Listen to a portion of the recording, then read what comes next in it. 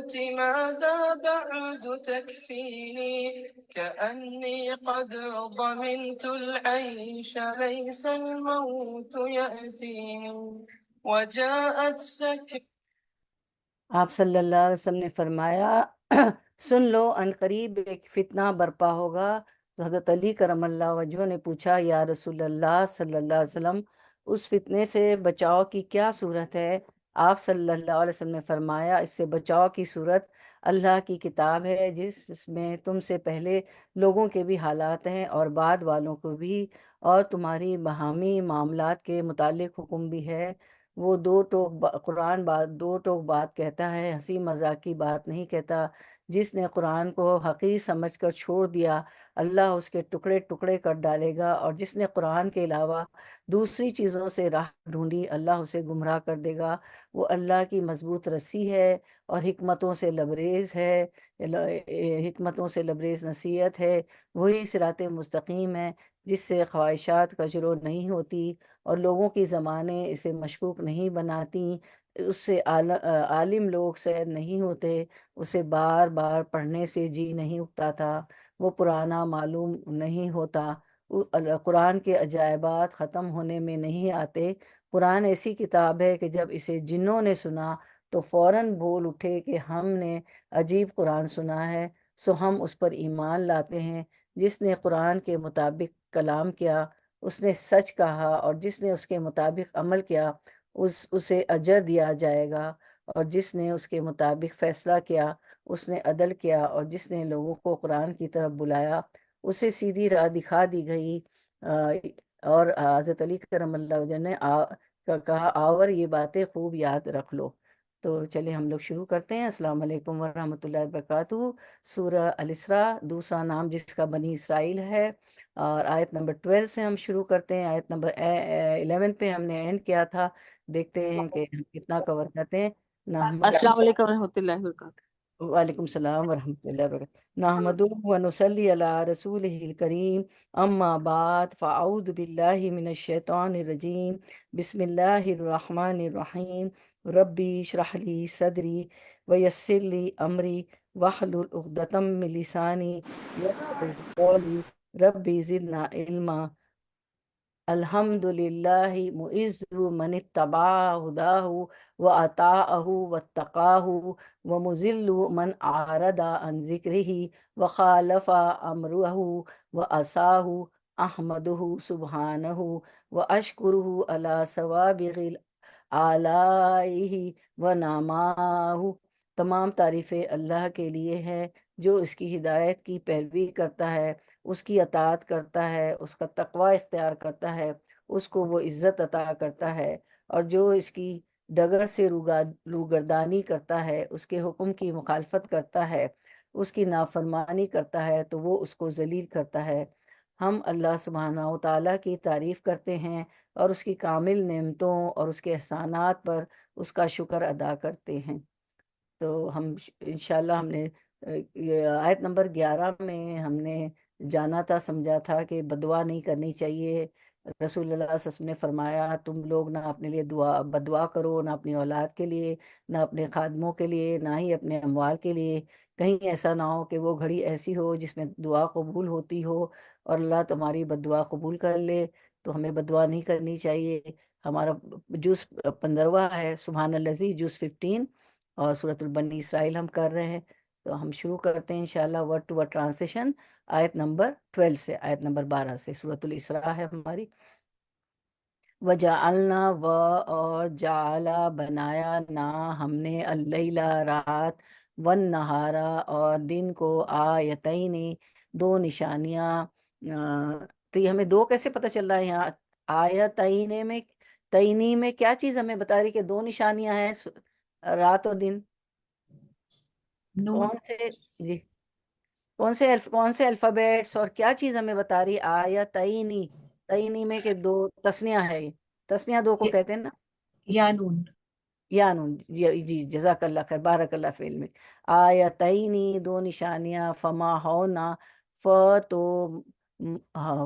فما ہونا تو محو مٹا دی نا ہم نے، فما ہاؤنا تو مٹا دی ہم نے آیتن نشانی اللیلی رات کی، وجعلنا اور جعلا بنائی نا ہم نے، وجعلنا بنائی ہم نے آیتن نشانی النہاری دن کی، مبصرتن روشن، لتبتغوا لی تاکہ تم ابتغو تلاش کرو، لتبتغوا تاکہ تم تلاش کرو، فضلاً فضل من ربکم اپنے رب کا، ولی تعلموا اور لی تاکہ تم عالمو تم جان لو، علم سے عین لام میم، ولی تعلموا اور تاکہ تم جان لو، عدد گنتی، السنین سالوں کی، والحساب اور حساب، وکل اور ہر شیء چیز کو، فصلناہ فصل کھول کر بیان کیا، نہ ہم نے ہو اسے، فصلناہ کھول کر بیان کیا ہم نے اسے، تفصیلا کھول کر بیان کرنا۔ رننگ ٹرانسلیشن، رواں ترجمہ: دیکھو ہم نے رات اور دن کو دو نشانیاں بنایا ہے، رات کی نشانی کو ہم نے بے نور بنایا اور دن کی نشانی کو روشن کر دیا، تاکہ تم اپنے رب کا فضل تلاش کر سکو اور ماہ و سال کا حساب معلوم کر سکو۔ اسی طرح ہم نے ہر چیز کو الگ الگ ممیز کر کے رکھا ہے۔ آیت کی طرف آتے ہیں۔ وَجَعَلْنَا اللَّيْلَ وَالنَّهَارَ آیتَینِ، ہم نے رات و دن کو اپنی قدرت کی دو نشانیاں بنائی ہیں، فَمَحَوْنَا آیَتَ اللَّيْلِ، اور رات کی نشانی کو ہم نے بے نور کر دیا، وَجَعَلْنَا آیَتَ النَّهَارِ مُبْصِرَةً، اور دن کی نشانی کو روشن بنایا۔ ظاہر ہے رات کو اندھیرا ہوتا ہے اور دن میں سورج نکلتا ہے تو روشنی ہوتی ہے، کیوں کہ اللہ تعالیٰ نے ایسا، لِتَبْتَغُوا فَضْلًا مِّن رَبِّكُمْ، تاکہ تم لوگ اپنے رب کا فضل تلاش کرو، وَلِتَعْلَمُوا عَدَدَ السِّنِينَ وَالْحِسَابَ، اور اس لیے بھی کہ برسوں کا شمار اور حساب معلوم کر سکو۔ یعنی رات کو اللہ نے بے نور یعنی تاریک کر دیا، بالکل اندھیرا ہو جاتا ہے، تاکہ ہم آرام اور سکون سے سو سکیں، آرام کر سکیں اور دن کی بھر کی تھکاوٹ دور کر سکیں، اور تاکہ اندھیرے میں سکون سے نیند آ جائے۔ بہت نیند آ رہی ہوتی تو کیسا محسوس ہوتا ہے نا کہ بالکل خاموشی بھی ہو اور بالکل اندھیرا بھی ہو، اور پھر جو ہے اندھیرا اس لیے ہوتا ہے کہ کام کاج کچھ زیادہ اندھیرے میں ہم نکلتے نہیں، کام کاج نہیں کرتے ہیں، سوتے ہیں، آرام کرتے ہیں، تو آرام کے لیے اللہ تعالیٰ نے رات کو بے نور تاریک اور اس میں اندھیرا کر دیا، سورج بھی غروب ہو جاتا ہے مغرب کے وقت، اور دن کو روشن بنایا تاکہ کسب معاش کے ذریعے سے تم رب کا فضل تلاش کرو۔ تو جب سورج نکلتا ہے تو صبح روشنی ہو جاتی ہے، تو ہم جو ہے معاش کے لیے اپنی روزی روزگار کے لیے بھی نکل جاتے ہیں، اللہ کا فضل تلاش کرتے ہیں۔ رات اور دن کا دوسرا فائدہ یہ ہے کہ اس طرح ہفتوں، مہینوں اور برسوں کا شمار اور حساب تم کر سکو۔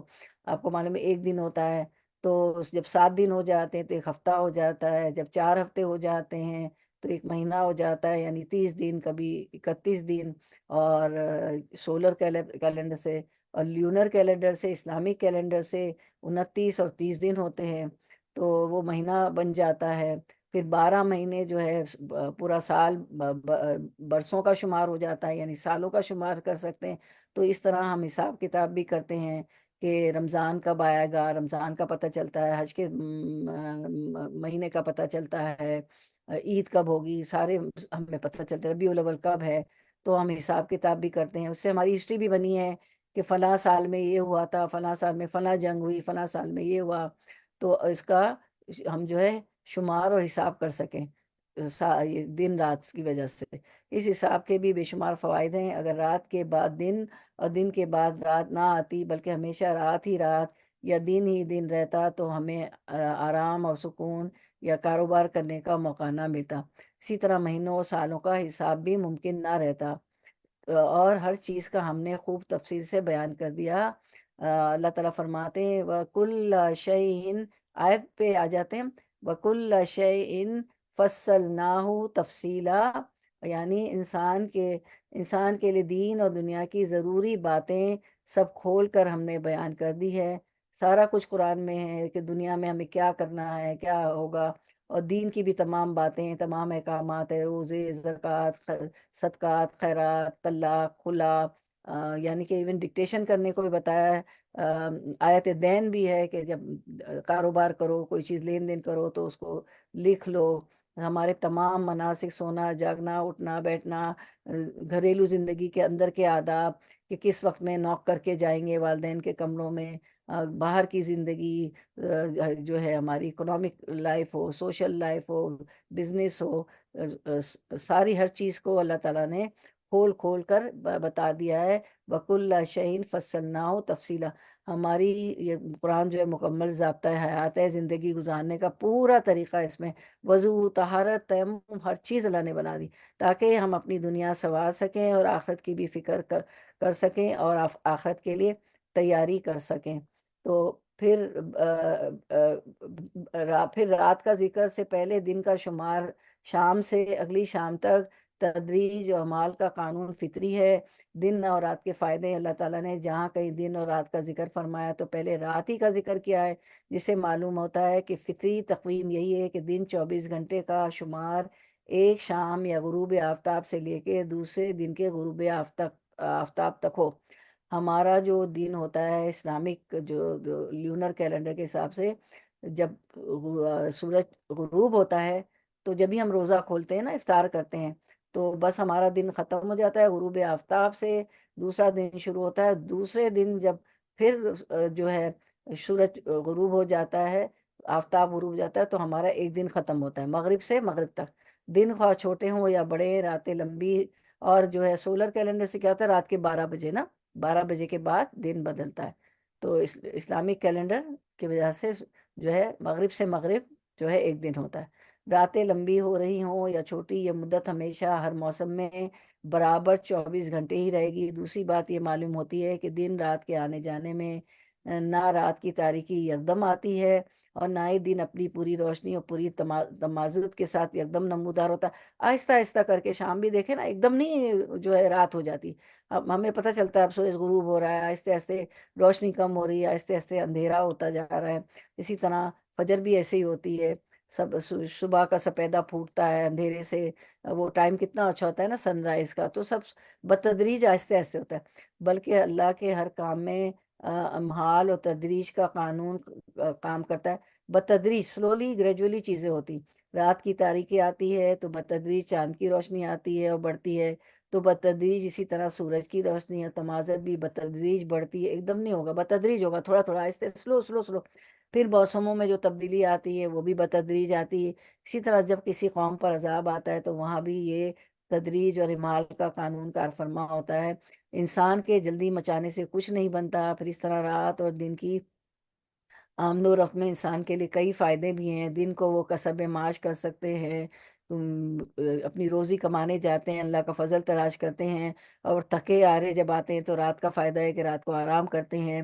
اسی نظام لیل و نہار سے، لیل کہتے ہیں رات کو، نہار کہتے ہیں دن کو، تو اسی نظام لیل و نہار سے مدت کی تعین اور اس کا شمار بھی کر سکتے ہیں۔ پھر اللہ تعالیٰ نے یہ بتایا کہ ہم نے اس کو ہر چیز کو تفصیل کے سے بیان کیا ہے۔ تو اب یہ جو آپ دیکھیں نا، ضد ہے، ہر ایک دوسرے کی ضد ہے، اپوزٹ ہے، ازداد ہے۔ ضد کی جمع ہوتی ہے ازداد، ہے نا۔ تو جو ہے ازداد کے وجود سے دنیا کی رنگینی قائم ہے، اور یہی اللہ کی حکمت ہے۔ یہاں ہر چیز سے مراد وہ چیزیں ہیں، اللہ نے کہا نا کہ ہم نے ہر چیز تفصیل سے بتا دی، بیان کر دی، تو یہاں ہر چیز سے مراد وہ چیزیں جن کو ان کی ضد سے پہچانا جاتا ہے۔ یعنی رات کے مقابلے میں دن، تاریکی کے مقابلے میں روشنی، دیکھیں نا سب ایک دوسرے کی ضد ہے نا۔ تو ضد میں جو ہے دنیا کی رنگینی قائم ہے، اور ہم جو ہے چیزوں کو ان کی ضد سے، ان کی اپوزیشن سے پہچانتے ہیں، ان کی ازداد سے پہچانتے ہیں۔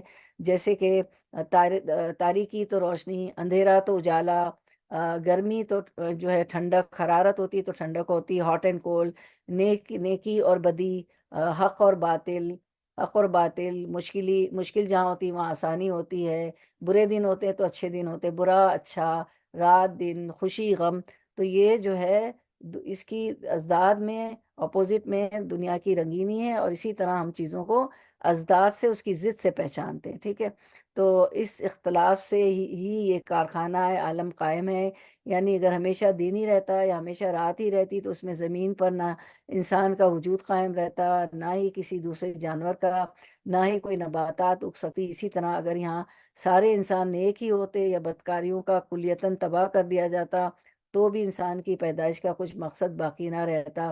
لہٰذا روحانی طور پر اس دنیا کی آبادی میں یہ حکمت مدمر ہے کہ یہاں حق بھی موجود رہے اور باطل بھی، اور ان میں مارکہ آرائی ہوتی رہے، ان کی آمد و رفت ہوتی رہے، اور انسان کی آزمائش کا سلسلہ جاری رہے کہ وہ اچھے کام کر کے آتا ہے اور کیا برے کام کر کے آتا ہے۔ تو اس آیت میں اللہ تعالیٰ نے رات دن کا ذکر کیا ہے، تو کیا ہے کہ ہمیں اس سے جو ہے سبق لینا چاہیے کہ اللہ تعالیٰ نے رات کے بعد دن کا ذکر کیا ہے، تو جس طرح رات کے بعد دن آتا ہے، اسی طرح ہر غم، اندھیرے اور پریشانی، تکلیف کے بعد روشنی اور سکون اور آسانی آ جاتی ہے۔ ان مال اسر یسرا، ہر مشکل کے بعد آسانی ہوتی ہے، تو ہمیں پریشان نہیں ہونا چاہیے۔ برے دن کے بعد اچھا دن ضرور آتا ہے، مشکل کے بعد آسانی ضرور آتی ہے۔ جس طرح زندگی گزارنے کے لیے رات اور دن کا آنا جانا ضروری ہے، ہر ایک میں انسان کے لیے فائدے ہیں، اسی طرح زندگی میں خوشی اور غم دونوں ضروری ہیں۔ ان دونوں حالات سے انسان بہت کچھ سیکھتا ہے، دونوں میں انسان کے لیے فائدے ہوتے ہیں۔ آپ نے دیکھا ہوگا اپنی زندگی میں، ایک جگہ شادی ہو رہی ہوتی ہے تو خاندان میں، اسی خاندان میں ایک جگہ موت ہو جاتی ہے، خوشی غم سب ساتھ چلتے ہیں۔ آپ سے جنگ بدر فتح ملی، تو آپ جب پہنچے تو پتہ چلا آپ کی صاحبزادی کا جو ہے وہ انتقال ہو گیا، وہ فوت ہو چکی تھی۔ تو یہ سب ساتھ ساتھ چلتا ہے، خوشی اور غم۔ تو اب ہم دیکھتے ہیں آیت نمبر 12 کا کہ کوئی Q&A ہے، آپ لوگ بتائیں کہ جواب۔ اس آیت میں اللہ تعالیٰ نے رات کے بعد دن کا ذکر کیا، اس میں ہمارے لیے کیا سبق ہے؟ کوئی بتائے گا کیا سیکھا آپ نے؟ میں نے بھی ایکسپلین کیا جی۔ جی، دن اور رات بنائی ہے، رات ہمارے لیے آرام کرنے کو بنائی ہے، جی کیونکہ آرام بھی تو انسان کے لیے لازمی ہے۔ پھر اس کے بعد آہستہ سلو سلو دن چڑھتا ہے، دن کی روشنی ہوتی ہے تو دنیا کے سب کام چلتے ہیں، سورج ہوتا ہے اور سورج سے کافی چیزیں جو ہوتی ہیں وہ بنتی ہیں، پکتی ہیں، جیسے ہمارے فصل وغیرہ ہو گئے، یہ سورج کی گرمی سے پکتے ہیں۔ اور دن ہمارے کام روزگار کے لیے اللہ تعالیٰ نے بنایا ہے۔ بس جی یہ جی، جزاک اللہ خیر، بارک اللہ فی علمی۔ ہم دیکھتے ہیں اس کا آنسر اس آیت میں، اللہ پارٹیسپیشن ضرور ہونی چاہیے، جو بھی سمجھ میں آئے نا اپنی سمجھ کے بہت اچھا آپ نے جو سمجھا، بڑا اچھا آیت کو سمجھا۔ اس آیت میں اللہ تعالیٰ نے رات کے بعد دن کا ذکر کیا، اب اس میں ہمارے سبق کیا ہے نا، اس آیت جی میں اللہ تعالیٰ نے رات کے بعد دن کا ذکر کیا، اس میں ہمارے لیے یہ سبق ہے کہ جس طرح رات کے بعد دن ہے، اسی طرح ہر غم، اندھیرے، پریشانی، تکلیف کے بعد روشنی، سکون اور آسانی ہے۔ ہر جی طرح اور ہر دن کے بعد اچھا دن ضرور آتا ہے، ہر مشکل کے بعد آسانی ضرور آتی ہے۔ جس طرح زندگی گزارنے کے لیے رات اور دن کا آنا جانا ضروری ہے، ہر ایک میں انسان کے لیے فائدے ہیں، اس طرح زندگی میں خوشی اور غم دونوں ضروری ہیں۔ ان دونوں حالات سے انسان بہت کچھ سیکھتا ہے اور دونوں میں انسان کے لیے فائدے ہوتے ہیں۔ اب آیت نمبر 13 ورڈ ٹو ورڈ ٹرانسلیشن کی طرف آتے ہیں۔ آیت 13، وَكُلَّ، اور ہر انسان کو الزم لازم کر دیا، نہ ہم نے اس کو الزمناہو لازم کر دیا ہم نے اس کو، طائرہ شگون اس کا، طائرہ شگون اس کا، طائرہ شگون اس کا، فی عنقی، فی میں، عنق جو ہے گردن ہے، ہی اس کی، فی عنقی اس کی گردن میں، ونخرجو اور نو ہم، اخرج نکالیں گے، ونخرجو اور ہم نکالیں گے، لہو لیے اس کے، لہو اس کے لیے، یوم دن، القیامت قیامت کے، کتابن ایک کتاب، یلقا وہ پائے گا، اسے، یلقاہو وہ پائے گا اسے، منشورہ نشر کیا ہوا، کھلا ہوا۔ رننگ ٹرانسلیشن، ہر انسان کا شگون ہم نے اس کے اپنے گلے میں لٹکا رکھا ہے، اور قیامت کے روز ہم ایک نوشتہ اس کے لیے نکالیں گے جسے وہ کھلی کتاب کی طرح پائے گا۔ آیت کی طرف آتے ہیں۔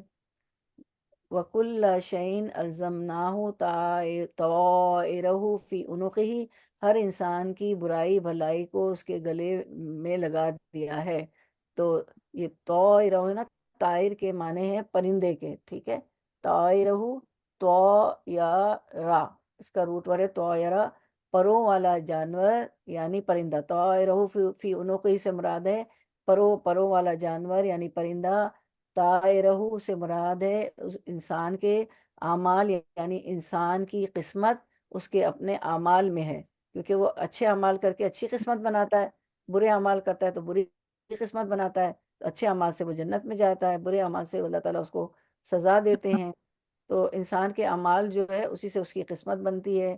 تو یہ جو بات بتائی گئی ہے تو طائر کے معنی پرندے کے ہیں، بقول انسان الزمناؤ طائرہ فی عنقہ، عنق کے معنی گردن کے ہیں۔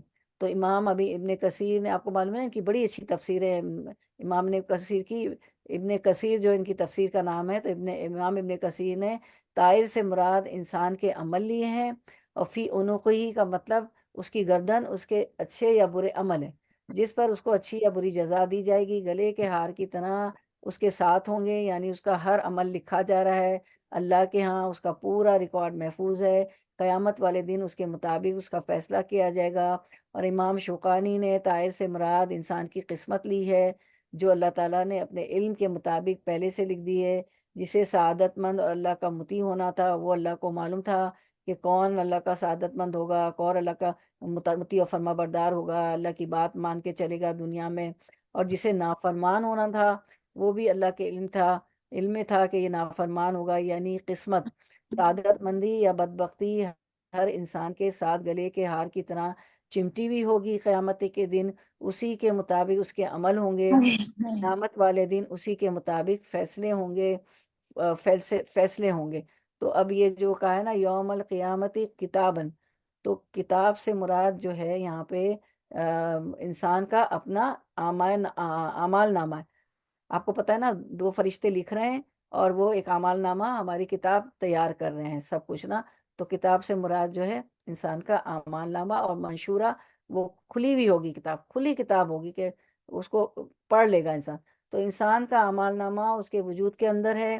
طائر کے لغوی معنی پرندہ ہے، اور دوسرا معنی شومی قسمت، مگر اس سے مراد انسان کا اعمال نامہ لیا جاتا ہے۔ مطلب یہ ہے کہ انسان کی بدبختی یا نیک بختی کا ریکارڈ باہر کی دنیا میں نہیں، بلکہ وہ خود اس کے اندر موجود ہے۔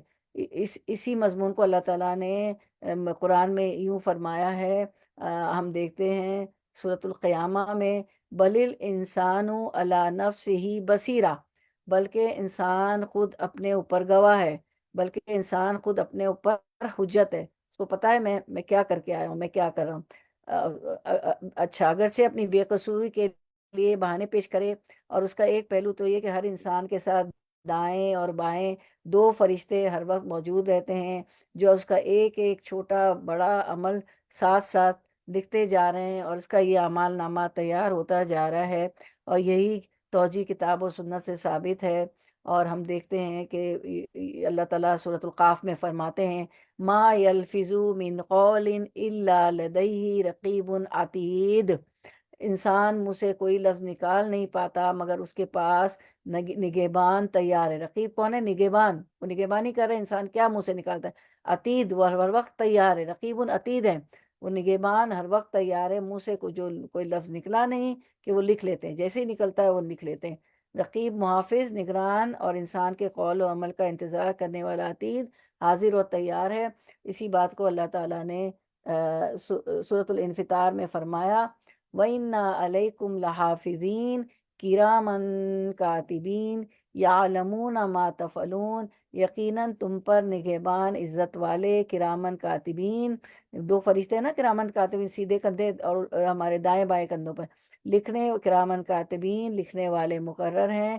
کاتب کہتے ہیں لکھنے والا، اور کاتبین دو ہو گئے نا، تسنیہ ہے، تو کاتبین دو لکھنے والے، کرامن کاتبین لکھنے والے مقرر ہیں۔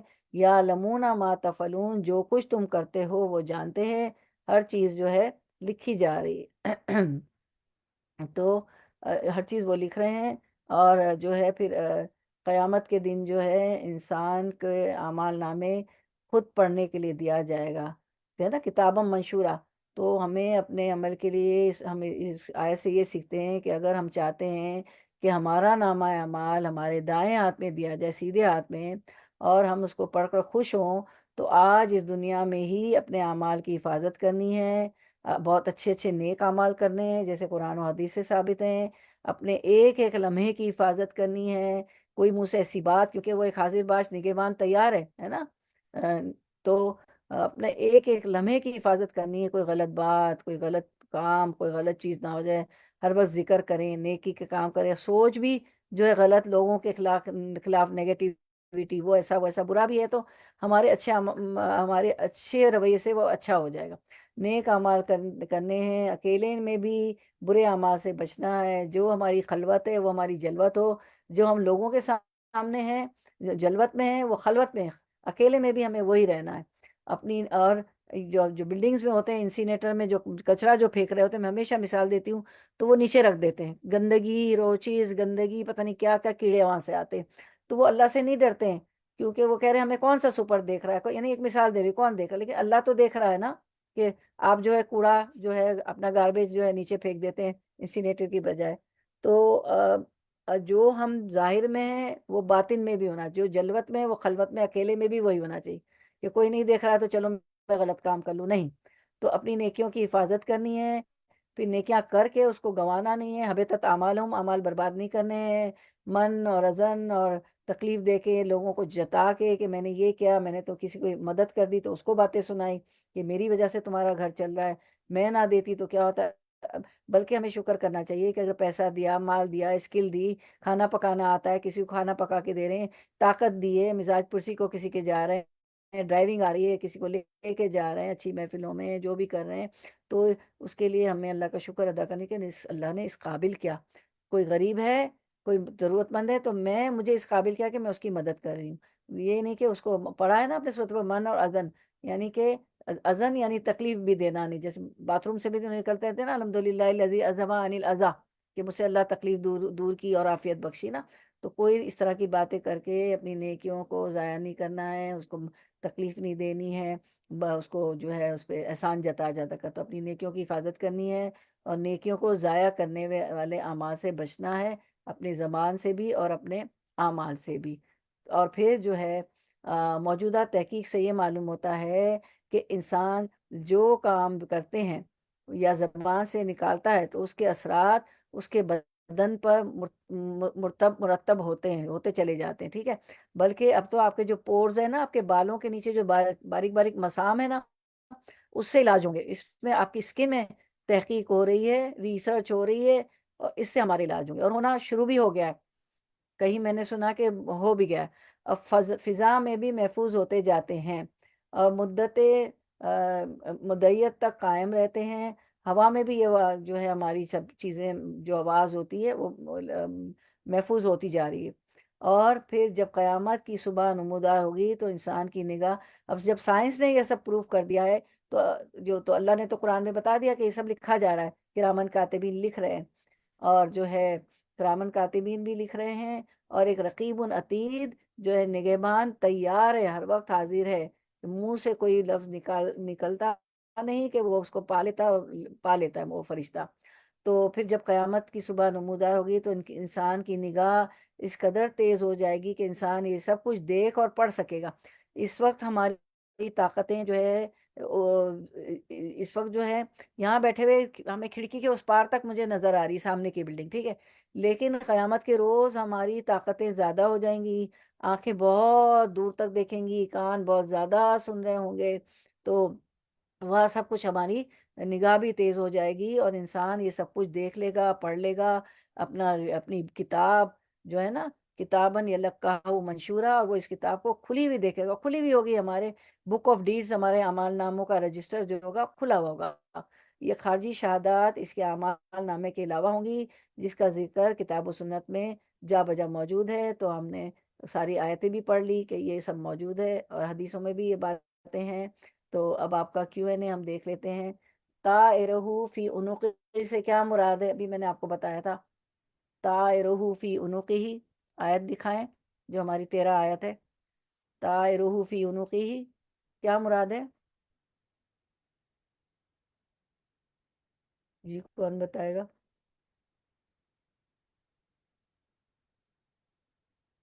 اچھا، کتابن سے کون سی کتاب مراد ہے؟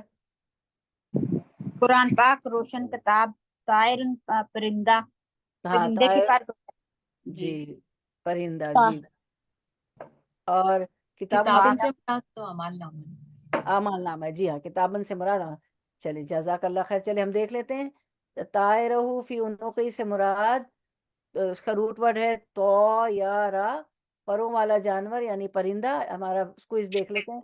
طائرہ سے مراد ہے انسان کے اعمال، یعنی انسان کی قسمت اس کے اپنے اعمال میں ہے. تو یا را اس کا روٹ ورڈ ہے. کتابن سے کون سی کتاب مراد ہے؟ انسان کا اپنا اعمال نامہ. اور پھر قیامت کے دن انسان کو اس اعمال نامہ خود پڑھنے کے لیے دیا جائے گا. ہم دیکھ لیتے ہیں کوئی اس سے آپ نے عمل کے لیے کیا سیکھا. اس سے ہم نے اپنے عمل کے لیے یہ سیکھا کہ اگر ہم چاہتے ہیں کہ ہمارا اعمال نامہ دائیں ہاتھ میں دیا جائے اور ہم اس کو پڑھ کر خوش ہو، تو آج اس دنیا میں ہی اپنے اعمال کی حفاظت کرنی ہے، اپنے لمحات کی حفاظت کرنی ہے، نیک اعمال کرنے ہیں. اکیلے میں بھی برے اعمال سے بچنا ہے، اپنی نیکیوں کی حفاظت کرنی ہے اور نیکیوں کو ضائع کرنے والے اعمال سے بچنا ہے. تو اب دوسرا آنسر بھی دکھا دیجئے. یہ تو ایک دو ہو گئے نا، طائر اور کتاب بھی پڑھ لیا میں نے، اور وہ ہم نے سبق کیا سیکھا دوسرا پیج بھی دکھا دیجیے. یہ ابھی جو میں نے پڑھا سارا، یہ ہمیں اپنے عمل کی حفاظت کرنی ہے. ٹھیک ہے، چلے اب ہم آیت نمبر 14 پہ آتے ہیں، ورڈ ٹو ورڈ ٹرانسلیشن انشاءاللہ.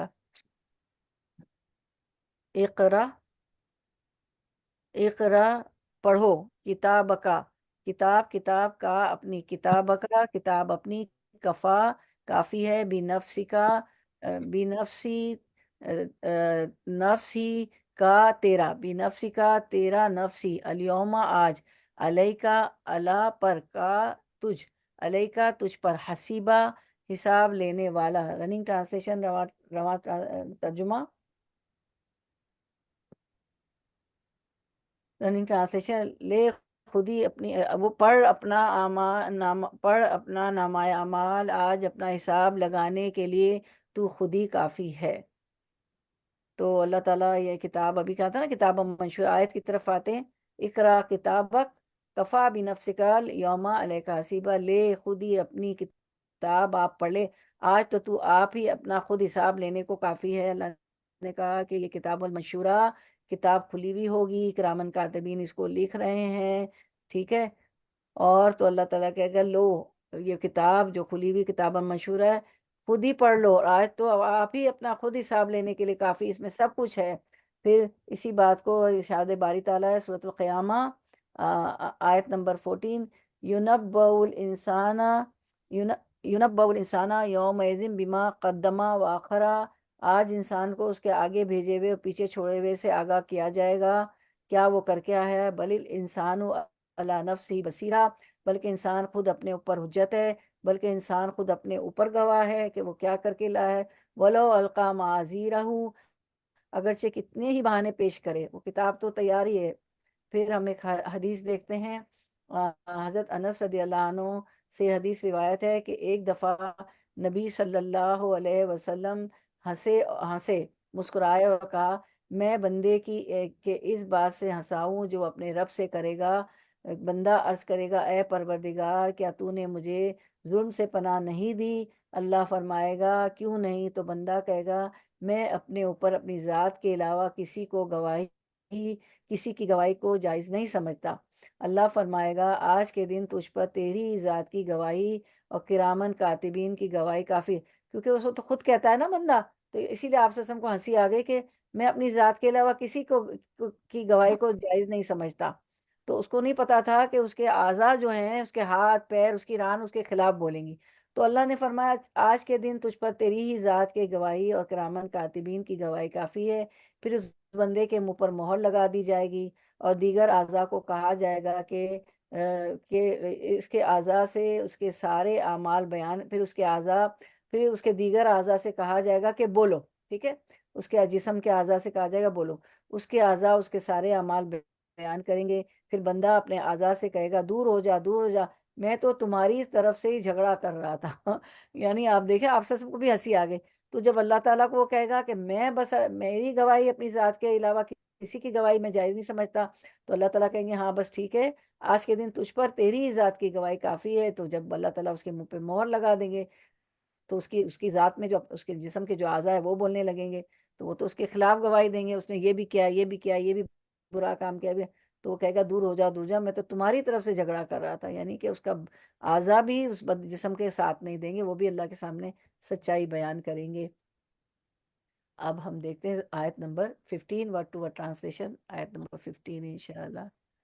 ہاں یہ اچھا، یہ پھر سے آپ کا، ہاں 15 منی جو اہتدا ہدایت پائے، منی اہتدا جو ہدایت پائے، فَإِنَّمَا تو انما بے شک، فَإِنَّمَا تو بے شک، یہتدی وہ ہدایت پاتا ہے، لنفس ہی لیے نفس، نفس ہی اپنے، لنفس ہی اپنے ہی نفس کے لیے، ومن اور جو دلہ گمراہ ہوا بھٹکا، فَإِنَّمَا تو بے شک، یدلو وہ بھٹکتا ہے، علیہ اپنے ہی خلاف۔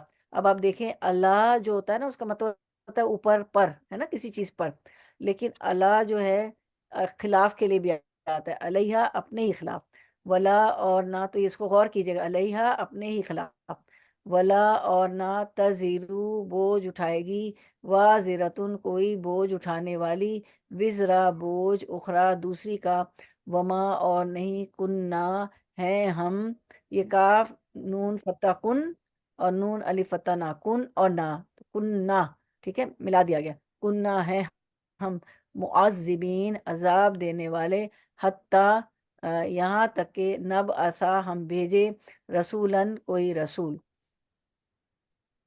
رننگ ٹرانسلیشن، رواں ترجمہ، جو کوئی راہ راست اختیار کرے، اس کی راست سبھی اس کے اپنے ہی لیے مفید ہے، اور جو گمراہ ہو اس کی گمراہی کا وبال اسی پر ہے، کوئی بوجھ اٹھانے والا دوسرے کا بوجھ نہ اٹھائے گا، ولا تزرو وازرتم وزرا اخرى، اور ہم عذاب دینے والے نہیں ہیں جب تک لوگوں کو حق و باطل کا فرق سمجھانے کے لیے ایک پیغامبر نہ بھیج دیں، ایک رسول نہ بھیج دیں۔ آیت کی طرف آتے ہیں، منی تدا فإنما یہتدی لنفسہ، جو رائے راست حاصل کرے وہ خود اپنے ہی بھلے کے لیے راہ یافتہ ہوگا، اگر سیدھی راہ پہ چلیں گے تو اپنا ہی فائدہ ہے، اللہ تعالیٰ ناراضی ہوں گے، عذاب سے بچ جائیں گے، جنت میں جائیں گے، ومن دل فإنما یدل علیہ اور جو بھٹک جائے اس کا بوجھ اسی کے اوپر ہے۔ تو جو ہے ہم دیکھتے ہیں کہ ایک سیکنڈ جی، پھر اللہ تعالیٰ فرماتے ہیں آگے اس آیت میں کہ ولا تزرو وازرتم وزرا اخرى، اور کوئی بوجھ والا کسی اور کا بوجھ اپنے اوپر نہ لا دے گا، ہمارے گناہ کا بوجھ ہمیں خود ہی اٹھانا پڑے گا، کوئی دوسرا ہمارا بوجھ نہیں اٹھائے گا۔ یہاں تو تھک جاتے ہیں تو جو کوئی چیز گروسری کچھ کر کے آ رہے ہوتے ہیں تو کوئی دوسرا کوئی بھی وزن ہاتھ میں ہو، دو تھیلے ہو تو ایک کسی کو پکڑا دیتے ہیں، کوئی بھی ہمارے ساتھ چلنے والا بوجھ اٹھا لیتا ہے، لیکن وہاں گناہوں کا کوئی بوجھ کسی کا نہیں اٹھائے گا، اپنا بوجھ خود ہی نہیں اٹھانا ہوگا۔ البتہ جو مدل گمراہ کرنے والے بھی ہوں گے، انہیں اپنی گمراہی کے بوجھ کے ساتھ ان کے گناہوں کا بار بھی بغیر ان کے گناہوں میں کمی کے اٹھانا پڑے گا، جو ان کی کوششوں سے گمراہ ہوئے ہوں گے، جیسے کہ قرآن کے دوسرے مقامات اور احادیث میں واضح ہے، یہ دراصل ان کے اپنے ہی گناہوں کا بھار ہوگا جو دوسروں کو گمراہ کر کے انہوں نے کمایا ہوگا۔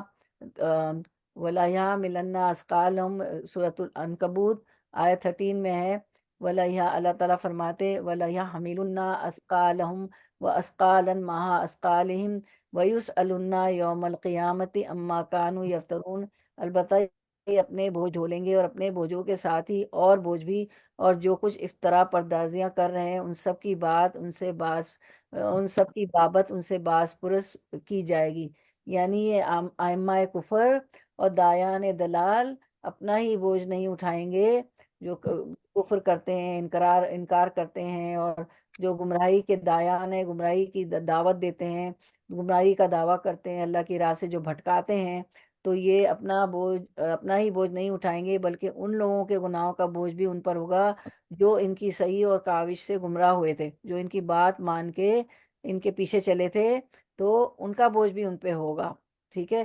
یہ مضمون سورۃ النحل میں بھی ہے نا، ابھی ہم دیکھتے ہیں سورۃ النحل میں بھی ہم دیکھتے ہیں، سورۃ النحل میں اللہ تعالیٰ نے فرمایا 25 میں، لِيَحْمِلُوا أَوْزَارَهُمْ كَامِلَةً يَوْمَ الْقِيَامَةِ وَمِنْ أَوْزَارِ الَّذِينَ يُضِلُّونَهُمْ بِغَيْرِ عِلْمٍ أَلَا سَاءَ مَا يَزِرُونَ، اس کا نتیجہ یہ ہوگا کہ قیامت کے دن یہ لوگ اپنے پورے بوجھ کے ساتھ ہی ان کے بوجھ کے حصے دار ہوں گے، جنہیں بے علمی سے گمراہ کرتے رہے، دیکھو تو کیسا برا بوجھ اٹھا رہے ہیں۔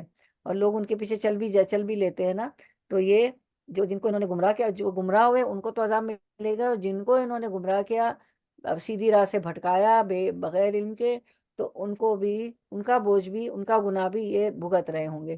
تو حدیث میں یہی چیز بتائی اللہ کے رسول صلی اللہ علیہ وسلم نے، جو شخص اسلام میں اچھی بات نکالے، یعنی عمدہ بات کو جاری رکھے، جاری کرے، اور شریعت کی روح سے ثواب ہے، پھر لوگ اس کے بعد اس پر عمل کریں تو اس کو اتنا ثواب ہوگا جتنا سب عمل کرنے والے کو ہوگا، اور عمل کرنے والوں کے ثواب میں کچھ کمی نہ ہوگی۔ اور جو اسلام میں بری بات نکالے، مثلا بدعت یا گناہ کی بات، اور لوگ اس کے بعد اس پر عمل کریں، تو تمام عمل کرنے والوں کے برابر گناہ اس پر لکھا جائے گا، اور عمل کرنے والوں کا گناہ کچھ کم نہ ہوگا۔ اچھی بات سکھائیں شریعت کی روح سے، عمدہ بات کو جاری کریں، اور اس پر لوگوں کو دعوت دیں، اور لوگ اس پر عمل کریں، تو وہ عمل کرنے والوں کو تو ثواب ملے گا، اور کسی کو آپ نے نیک بات بتائی تو اس کا ثواب بھی آپ کو ملے گا۔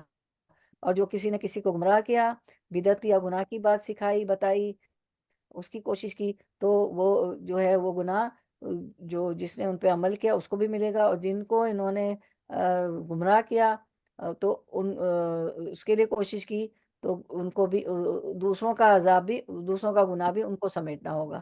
پھر اللہ تعالیٰ فرماتا، دوسری ایک حدیث ہے، ابو رضی اللہ عنہ سے روایت ہے کہ رسول اللہ صلی اللہ علیہ وسلم فرمایا، جس شخص نے ہدایت کی دعوت دی، اسے اس ہدایت کی پیروی کرنے والوں کے اجر کے برابر اجر ملے گا، اور ان کے اجر میں کوئی کمی نہیں ہوگی۔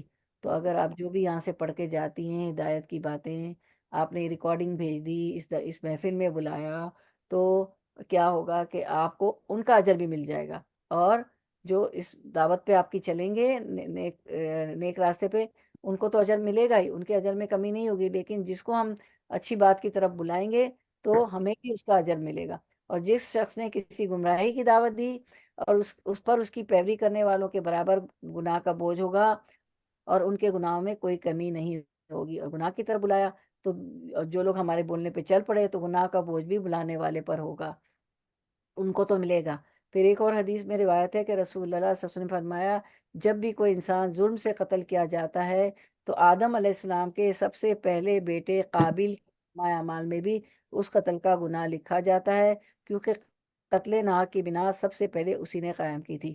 تو کیونکہ انہوں نے سب سے پہلے قتل کیا تھا اپنے بھائی کا، تو اب جتنے قتل ہوتے ہیں وہ جو کیا ہوتا ہے، اس کا گناہ قابل کے نامہ اعمال میں بھی لکھا جاتا ہے۔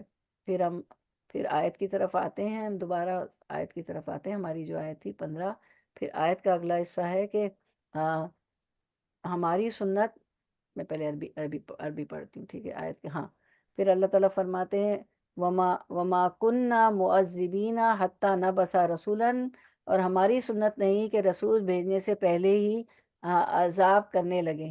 تو مفسرین نے اس سے مراد، اچھا، اب اللہ تعالیٰ جو ہے پہلے رسول بھیجتے ہیں، کتاب آتی ہے، اور وہ اللہ کے رسول پیغام پہنچاتے ہیں کہ اللہ کی بات مان کے چلو، جب نہیں مانتے، حجت تمام ہو جاتی، پھر اللہ تعالیٰ عذاب بھیجتے ہیں، جیسے قوم عاد، قوم سمود، قوم نوح، قوم شعیب، آپ سارا پڑھتے آئے نا، قوم لوط، تو اللہ تعالیٰ پہلے حجت تمام کرتے ہیں۔ بعض مفسرین نے اس سے صرف دنیاوی عذاب مراد لیا ہے، یعنی آخرت کے عذاب سے مستثنا نہیں ہوں گے، لیکن قرآن کریم کے دوسرے مقامات سے واضح ہے کہ اللہ تعالیٰ لوگوں سے پوچھے گا کہ تمہارے پاس میرے رسول نہیں آئے تھے، جس پر اثبات میں جواب دیں۔ اثبات کا مطلب ہوتا ہے افرمیٹو، وہ لوگ ہاں میں جواب دیں گے، جس سے معلوم ہوتا ہے کہ ارسال رسول، انزال کتاب، یعنی رسول کو ارسال کیا، اللہ تعالیٰ نے رسول بھیجے، اور انزال کتب، اور کتابیں نازل کی، تو رسول بھیجے بغیر، کتابیں نازل کیے بغیر کسی کو عذاب اللہ تعالیٰ نہیں دیں گے، کیونکہ حجت تمام کرنی ہے کہ میں نے تو ہدایت بھیجی تھی۔ اگر کوئی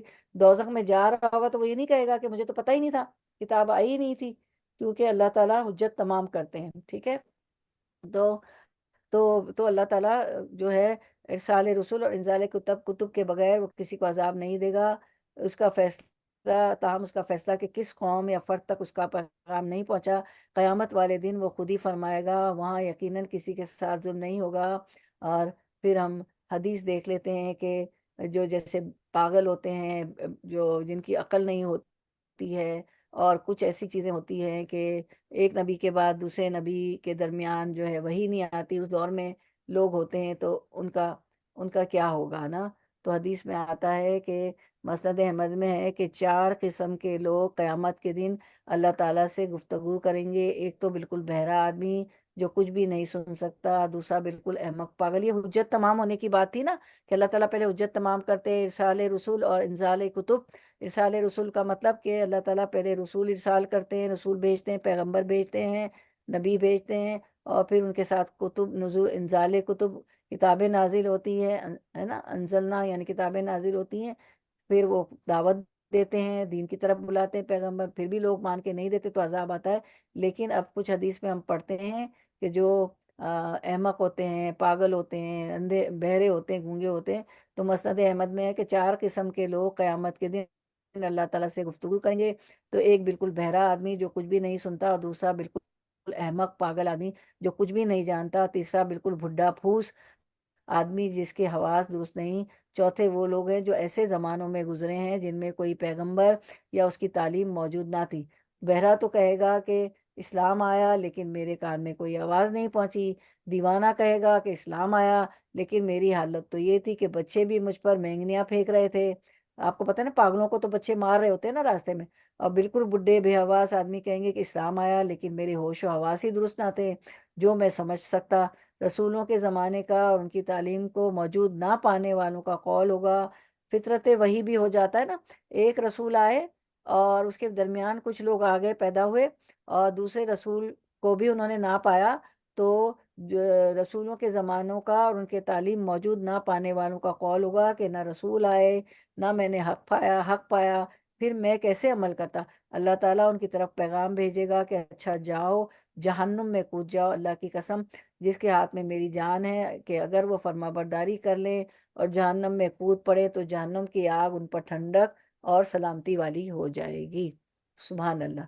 ایک اور روایت میں ہے کہ جو کود پڑیں گے تو ان پر سلامتی اور ٹھنڈک ہو جائے گی، اور جو رکیں گے انہیں حکم عدولی کے باعث گھسیٹ کر جہنم میں ڈال دیا جائے گا۔ ابن جریر میں اس حدیث کے بیان کے بعد حضرت ابو ہریرہ رضی اللہ عنہ کا یہ فرمان بھی ہے کہ اگر تم چاہو تو اس کی تصدیق میں کلام اللہ کی آیت وَمَا كُنَّا مُعَذِّبِينَ آخر تک پڑھ لو۔ ابھی ہماری آیت تھی نا کہ ہم جو ہے عذاب دینے والے نہیں جب تک کہ حجت تمام نہ ہو جائے، ارسال رسول اور انزال کتب نہ ہو جائے۔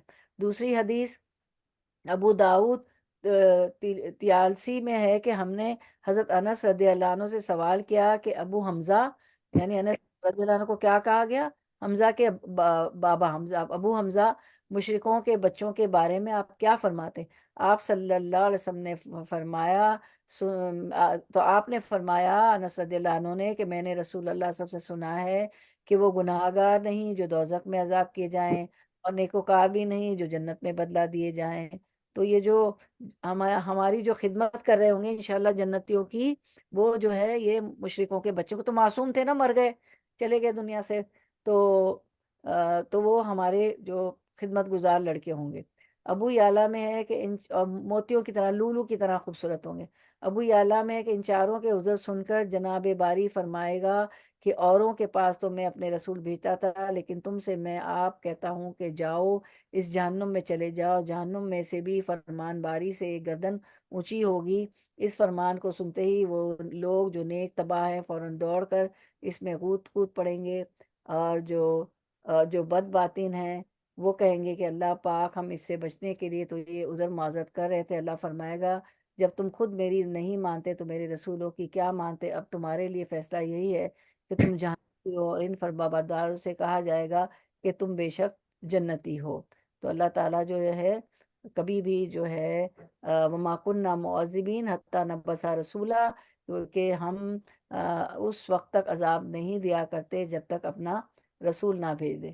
تو سزا سے پہلے جو ہے اللہ تعالیٰ اتمام حجت کرتے ہیں۔ قانون جزا و سزا کا دوسرا اہم جز یہ ہے کہ مجرم کو سزا دینے سے پیشتر اس پہ اتمام حجت ضروری ہے۔ دنیاوی عذاب کے لیے یہ شرط بھی ضروری ہے، اور آخروی عذاب کے لیے بھی اتمام حجت کی ایک صورت عہد الست یا فطری داعیہ ہے۔ اور اللہ تعالیٰ نے تمام ارواح کو جمع کیا تھا اور جو ہے پیدا کرنے سے پہلے، اور عہد الست لیا تھا کہ اللہ تعالیٰ نے فرمایا تھا کیا میں تمہارا رب نہیں ہوں؟ الستُ بربکم، اسی لیے اس کو عہد الست، الستُ بربکم اس لیے عہد الست کہا جاتا ہے کہ کیا میں تمہارا رب نہیں ہوں؟ سب نے کہا بلا، کیوں نہیں، ٹھیک ہے۔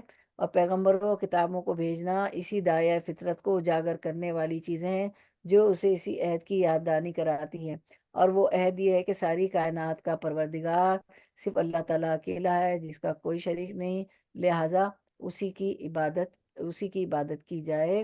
تو اللہ تعالیٰ کسی کو بھی اس وقت تک عذاب نہیں دیتے جب تک کہ اس کی ہدایت کا انتظام نہ کر لیں۔ ہدایت کا انتظام کیے بغیر کسی کو عذاب دینا اللہ تعالیٰ کا طریقہ نہیں ہے۔ حجت تمام کیے بغیر کسی کو پکڑنا اللہ کا قاعدہ نہیں، اسی لیے اللہ تعالیٰ نے فرمایا وَمَا كُنَّا مُعَذِّبِينَ حَتَّى نَبْعَثَ رَسُولًا، کہ ہم عذاب نہیں دیتے جب تک ہم جو ہے پیغمبر نہ رسول نہ بھیج دیں۔ تو آپ کا Q&A ہے، ہم دیکھتے ہیں آپ کا کوئز۔ وَمَا كُنَّا مُعَذِّبِينَ حَتَّى نَبْعَثَ رَسُولًا سے کیا مراد ہے؟ کوئز دیکھیں اسکرین پہ 15 کا، یہ کیا مراد ہے اس سے؟ سے مراد ہے کہ جب اللہ تک میاں ہم اس وقت تک آپ کو عذاب نہیں دیں گے جب تک آپ کے اوپر مطلب کوئی رسول نہ بھیج دیا جائے یا کوئی کتاب نہ اتار دی جائے، مطلب ہدایت کی کوئی چیز آپ تک پہنچی ہے اور آپ نہیں مانتے ہیں تب آپ کو عذاب ہوگا۔ جی جزاک اللہ خیر، بارک اللہ فی علمک۔ تو یہی بالکل کریکٹ جواب ہے، اللہ آپ کے علم میں اضافہ فرے۔ وما کننا معذبین حتی نبعث رسولا سے کیا مراد ہے؟ اللہ تعالیٰ کسی کو بھی اس وقت تک عذاب نہیں دیتے جب تک اس کی ہدایت کا انتظام نہ کر لیں۔ ہدایت کا انتظام کیے بغیر کسی کو عذاب دینا اللہ کا طریقہ نہیں ہے۔ حجت تمام کیے بغیر کسی کو پکڑنا اللہ کا قاعدہ نہیں ہے۔ آیت نمبر 16 ورڈ ٹو ورڈ ٹرانسلیشن۔ وَإِذَا اور اذا جب اردنا ارادہ کرتے ہیں ان کے نہلکا ہم ہلاک کر دیں قریتن کسی بستی کو، امرنا حکم دیتے ہیں ہم مترفیہ اس کے خوشحال لوگوں کو، ففسقو تو وہ نافرمانی کرتے ہیں، فیہا اس میں، فحقا تو ثابت ہو جاتی علیہ اس پر، القول بات، فدمرناہا تو تباہ کر دیتے ہیں ہم، تدمیرہ تباہ کرنا۔ آپ پڑھتے ہیں نا دعا آج کل فدمرنا اعداء الدین جو ہو رہا ہے ہمارے مسلمان بھائیوں کے ساتھ، کہ اللہ فدمرنا اعداء الدین کے جو ہے اللہ تو جو ہے تباہ کر دے اعداء الدین، دین کے دشمنوں کو۔ تو دعا آج کل بہت ہو رہی ہے نا، جب ہم کسی بستے کو ہلاک کرنے کا ارادہ کرتے ہیں تو اس کے خوشحال لوگوں کو حکم دیتے ہیں اور اس میں نافرمانیاں کرنے لگتے ہیں، تب عذاب کا فیصلہ اس بستی پر چسپاں ہو جاتا ہے اور ہم اسے برباد کر کے رکھ دیتے ہیں۔ فدمرناہا تدمیرہ آیت کی طرف آتے ہیں۔ وَإِذَا أَرَدْنَا أَن نُهْلِكَ قَرْيَةً أَمَرْنَا مُتْرَفِيهَا فَفَسَقُوا فِيهَا، اور جب ہم کسی بستی کی ہلاکت کا ارادہ کرتے ہیں تو وہاں کے خوشحال لوگوں کو حکم دیتے ہیں اور وہ اس بستی میں کھلی نافرمانیاں کرنے لگتے ہیں۔ مترفیہ، ففسقوا فا سین قاف سے ہے، ٹھیک ہے، اور ففسق تو اس سے مراد ہے اطاعت سے باہر نکل جانا، سرکشی کرنا، حدود توڑ دینا۔ تو وہ کیا کرتے ہیں اللہ کے حدودوں سے، جو بتائی ہوئی حدود ہیں ان سے باہر نکل جاتے ہیں اور جو ہے سرکشی کرتے ہیں، اللہ کی حدودوں کو توڑتے ہیں، اللہ کی اطاعت سے باہر نکل جاتے ہیں اور جو ہے زمین میں فساد برپا کرتے ہیں۔ اور یہ کون لوگ کر رہے ہوتے ہیں؟ یہ جو ہے صاحب حیثیت لوگ جو ہوتے ہیں، مترفین جو ہوتے ہیں وہ لوگ کر رہے ہوتے ہیں، ٹھیک ہے۔ مترفیہ اللہ نے کہا، تو مترفیہ تو وَإِذَا أَرَدْنَا أَن نُهْلِكَ قَرْيَةً أَمَرْنَا مُتْرَفِيهَا فَفَسَقُوا فِيهَا تو فحق علیہ القول، یعنی اللہ تعالیٰ فرماتے ہیں کہ جب ہم کسی بستی کی ہلاکت کا ارادہ کر لیتے تو وہاں کے خوشحال لوگوں کو، مترف خوشحال لوگوں کو حکم دیتے ہیں کہ وہ کیا کرے، اس بستی میں کھلی نافرمانی کر لے رکھتے ہیں۔ ففسقوا فیہا فحق علیہ القول، تو ان پر عذاب کی بات ثابت ہو جاتی ہے، ٹھیک ہے۔ تو ان قول کا کیا مطلب کہ ان پر عذاب کی بات ثابت ہو جاتی ہے۔ تو قول سے مراد جو ہے کیا ہے کہ وہ عذاب کی بات ان پر ثابت ہو جاتی ہے، اور عذاب کی بات اس آیت کی روح سے کہ قوم کی اصلاح یا بگاڑ کا انحصار جو ہے مترفین پہ ہوتا ہے، قوم کے مترفین طبقے پر، بڑے امیر لوگوں پر، لیڈر لوگوں پر، سرداروں پر۔ کیوں کہ دنیا لوگ جو ہوتے ہیں، جو امیر لوگ ہوتے ہیں نا قوم کے، سیلیبریٹیز ہوتے ہیں، امیر لوگ ہوتے ہیں، ان کے پیچھے چل پڑتی ہے قوم نا، کہ کہ وہ کیا کر رہے ہیں، کیا کھا رہے ہیں، کیا پی رہے ہیں، کیا طور طریقے. تو وہ جو مترفیہ جو ہے قوم کے مترفین جو ہوتے ہیں طبقہ ہوتا ہے، وہ اللہ کی حدودوں کو توڑ دیتا ہے، اطاعت نہیں کرتا، نافرمانیاں کرتا ہے، فساد پھیلاتا ہے. تو یہ قوم کے بڑے امیر لوگ ہوتے ہیں، لیڈر لوگ ہوتے ہیں، سردار ہوتے ہیں. اور آپ کو پتہ ہے کہ قوم تو اپنے بادشاہوں اور سرداروں کے پیچھے چلتی ہے. تو اللہ تعالیٰ جب کسی قوم کو تباہ کرنا چاہتے ہیں تو اس قوم کے خوشحال لوگ مترفین ہوتے ہیں، خوشحال لوگوں کی تعداد بڑھا دیتے ہیں یا ان کی نعمتوں میں اضافہ کر دیتے ہیں. اور ان نعمتوں کے ملنے کی وجہ سے وہ لوگ فسق کرنے لگتے ہیں، اطاعت سے نکل جاتے ہیں، حد سے گزر جاتے ہیں اور سرکشی کرتے ہیں زمین میں. اور ان کے کمتر طبقے بھی ان کی اندھی تقلید کرنے لگتے ہیں. ان کے نیچے والے جو لوگ ہیں کمتر، وہ بھی ان کی اندھی تقلید کرتے ہیں. یہ تو بڑے پیسے والے بڑے کامیاب لوگ ہیں، تو اب ان کے پیچھے چلو، جو یہ کر رہے وہ کر رہے. اور پھر ان پر حجت تمام کرنے کے بعد اللہ پاک ان کو تباہ کر دیتے ہیں. تو ہمیں یہ سبق ملتا ہے اس آیت سے کہ ہمیں نعمتوں کی فراوانی میں بگڑنا نہیں ہے. اگر نعمتیں بہت ہیں تو ہمیں بگڑنا نہیں ہے، اللہ کی نافرمانی نہیں کرنی ہے، اس کی اطاعت کرنی ہے، حد سے تجاوز نہیں کرنا ہے، تکبر نہیں کرنا، اور کسی دوسرے کی اندھی تقلید نہیں کرنی ہے. بس قرآن پہ ہمیں چلنا ہے. یہ ہمیں یہاں سے سبق ملتا ہے. اور قول سے مراد ہے عذاب کی بات. اللہ نے کہا نا کہ فاق کا علیہ القول، پھر اس بستی پر عذاب کی بات صادق آ گئی. ٹھیک ہے، تو قول کیا کہا ہے؟ عذاب کی بات. فدمرناہا تدمیرا، تو ہم نے اس کی اینٹ سے اینٹ بجا دی. اللہ کی نافرمانی میں پہلے خوشحال لوگ مبتلا ہوتے ہیں. اس آیت میں امرنا فیہا سے مراد امر تکوینی، یعنی جس بستی کے لیے ہلاکت مقدر ہو چکی ہو اس میں یہ ہوتا ہے کہ خوشحال لوگ عیاشیوں اور ظلم و زیادتی میں مبتلا ہو جاتے ہیں. ان میں بے حیائی، فحاشی، زنا، کمزوروں کے حقوق غصب کرنا، اللہ تعالیٰ کی نافرمانی، نعمتوں کی ناقدری کرنا، نعمتوں کی ناقدر شناسی، دنیا میں غیر معمولی انحماق وغیرہ وغیرہ.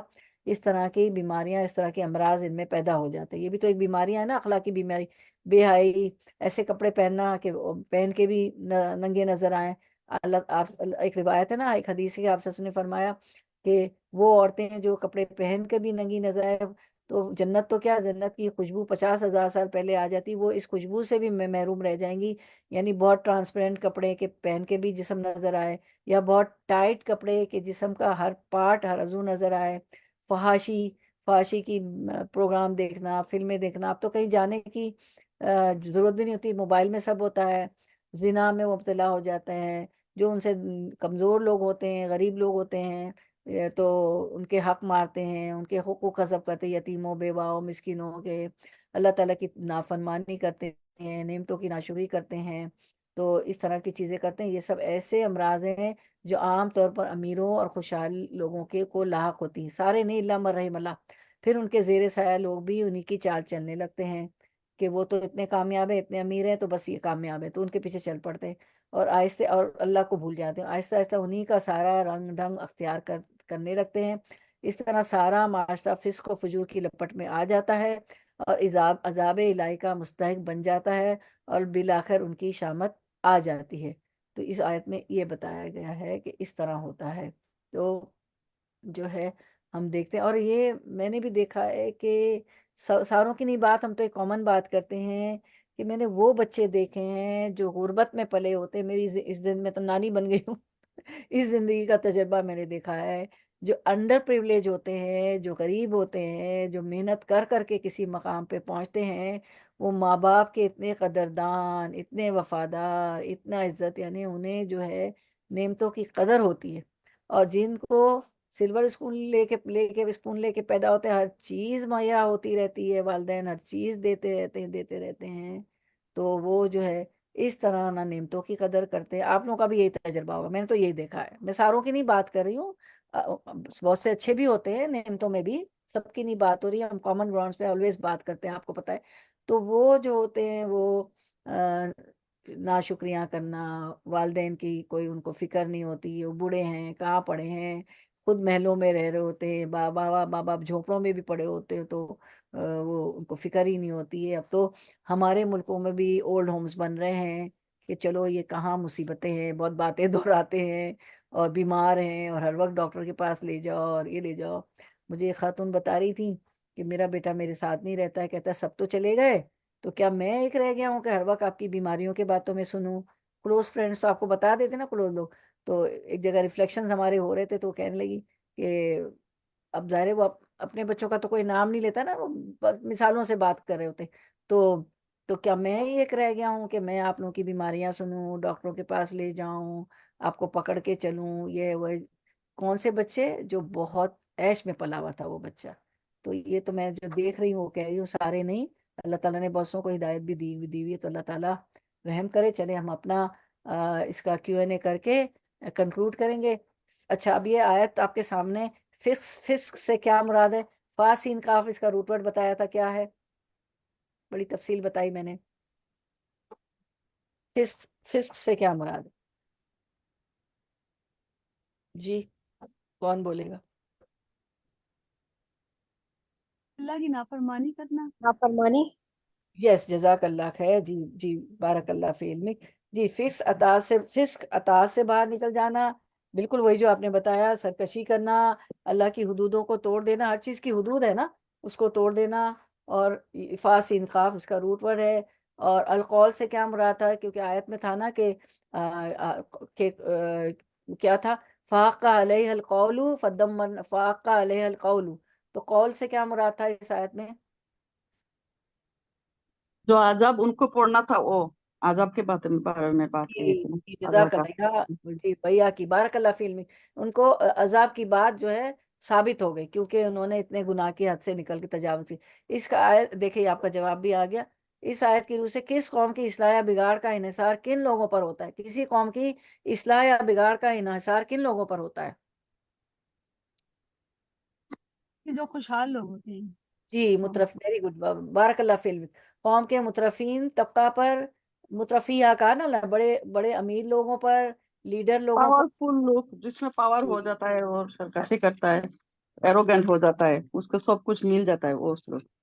جی، بارک اللہ فی علم. تمام بہنوں نے، جنہوں نے، سب کو اللہ علم میں برکت دے، اضافہ کرے. جی بالکل بالکل، قوم کے مترفین لوگ، ایروگین لوگ، پاورفل لوگ، بڑے امیر لوگ، لیڈر لوگ، سرداروں پر. تو اگر وہ اچھے چلتے ہیں تو سارے بھی اچھے چلتے ہیں، ہے نا. اور جو ہے وہ برائی کر رہے ہوتے ہیں تو سب لوگ وہی ان کو فالو کر رہے ہوتے ہیں. انسان کا ہے کہ جو ہے انسان جو ہے اپنے ملک کے جو ہوتا ہے، اس کے بادشاہ ہوتا ہے، بادشاہ کے دین پر ہوتے ہیں. اس آیت سے قوموں کی تباہی کا کیا طریقہ پتہ چلتا ہے؟ آپ نے اپنے عمل کے لیے کیا سیکھا؟ ہمیں کیا پتہ چلتا ہے؟ ہمیں کیا کرنا چاہیے؟ ہمیں کیا عمل کی تعلیم ملی؟ ہمیں لوگوں کو دیکھا دیکھی اندھی تقلید نہیں کرنی چاہیے، اپنے اعمال کا خود جائزہ لینا چاہیے. جی جی جی بالکل. اللہ تعالیٰ جب کسی قوم کو تباہ کرنا چاہتے ہیں تو اس قوم کے مترفین خوشحال طبقے کی تعداد بڑھا دیتے ہیں، یا ان کی نعمتوں میں اضافہ کر دیتے ہیں، اور ان نعمتوں کو ملنے کی وجہ سے وہ لوگ فسق کرنے لگتے ہیں، اور ان کے کمتر طبقے بھی ان کی اندھی تقلید کرنے لگتے ہیں، اور پھر ان پر حجت تمام کرنے کے بعد اللہ پاک ان کو تباہ کر دیتے ہیں. تو مجھے نعمتوں کی فراوانی میں بگڑنا نہیں ہے.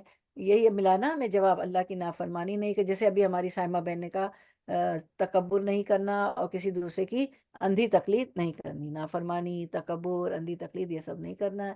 تو چلے انشاءاللہ آیت نمبر 17 سے آنورڈز ہم جو ہے پرسوں کریں گے، وینسڈے کو انشاءاللہ. صحیح بخاری بھی کر لیں، پتہ نہیں کون سا سبجیکٹ پڑھ لیں ہم، تو کبھی بھی ناغہ نہ کریں، ضرور آیا کریں.